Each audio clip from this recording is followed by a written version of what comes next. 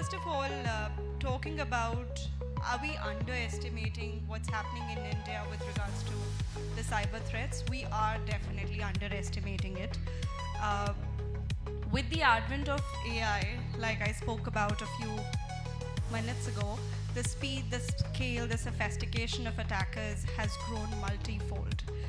And we are number 3 in the list of countries who are being attacked. If I have to give you guys an estimate, 10.5 trillion. That was the estimate of how much the attackers have earned till date as of 2025. And if I put it on a map, that would be third's world largest economy. And all the videos that you see, young guys without a job, driving a Ferrari, and they say they've earned it from Bitcoin. I personally have my doubts about it now.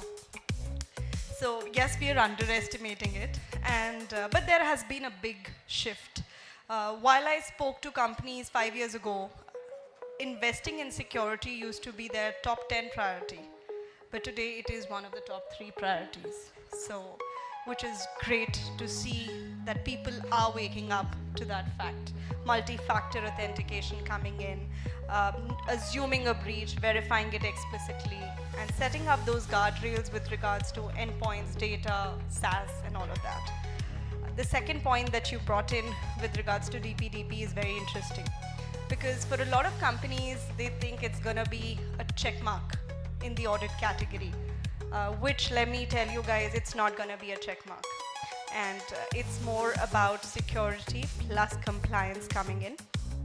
And the time is very less. We've got only 12 months as an organization to be able to, respond to that. There are certain clauses where it draws a comparison with GDPR. Yes, it's related to data, indeed. Yes, there are penalties, and a lot of companies out there are using that as a clickbait to get your attention. The penalty runs into 250 CR, they begin in 2 CR, which is true, but that's not the only thing. That is a deciding factor, because for a small company, that would mean a huge financial loss. And if you don't adhere to it, you might get into a problem situation, which would again be a reputational damage. And none of the growing startups, MSME can afford that as well. So DPDP does become a very crucial deciding factor in the years to come. The way you interact with people outside and all of that would evolve very, very rapidly. Another point that comes in is the child safety. So if any company is gathering data for anybody under 18, that would have to be kept confidential, private. And for any report which is raised by a consumer like RTI would have to be responded within 72 hours by an organization.